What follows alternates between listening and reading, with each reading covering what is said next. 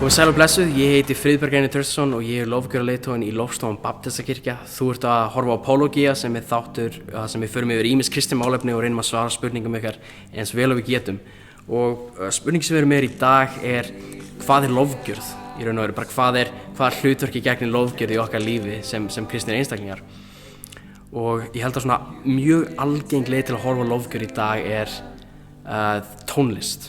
Við sjáum það rosalega oft þegar að tala um lofgjörð að kvöld oft í mörgum kirkjum, þá að tala um að koma saman og syngja saman og lofa Guð á þann hátt og það vissulega leið til að lofa Guð en pælingi mín það í alveg eina leiðin til þess að lofa Guð?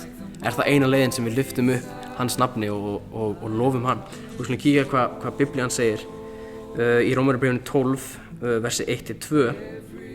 Þar stendur: Því brýni ég ykkur systkin að þið vegna miskunnar Guðs bjóðið fram sjálf ykkur að lifandi, heilagri, Guði þóknanlegri fórn. Það sönn guðsdýrkun af ykkar hendi. Fylgið ekki háttsemi þessa heims, látið heldur umbreytast með hinu nýja hugarfari og lærið svo að skilja hver sé vilji Guðs, hið góða, fagra og fullkomna. Þannig að hérna gefur nokkuð mynd af lofgjörð, þar sem að þetta ekki bara einhver söngur og við sjáum það mikið í sálmánum eins og þessi verið að syngja með alls kyns hljóðfærum og spila á hljóðfæri en hérna að segja þetta ekki bara þetta lífið okkar. Hvernig við lifum fyrir Guð lofgjörð til hans.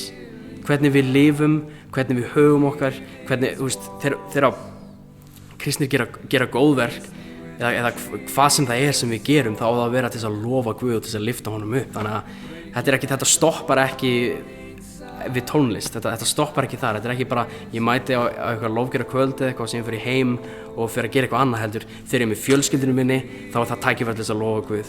Þegar ég í vinnunni, þá það tækifæri til þess að lofa Guð með hvernig ég haga mér, með það ég haga mér eins og Guð vill að ég hagi mér og með það ég elska hann á þann hátt. Ég ekki bara að gera þetta út af Biblían að segja mér að gera þetta, ég eitthvað svona að reyna að fylgja einhverjum reglum, heldur út af ég þrá að gera það sem Guð vill.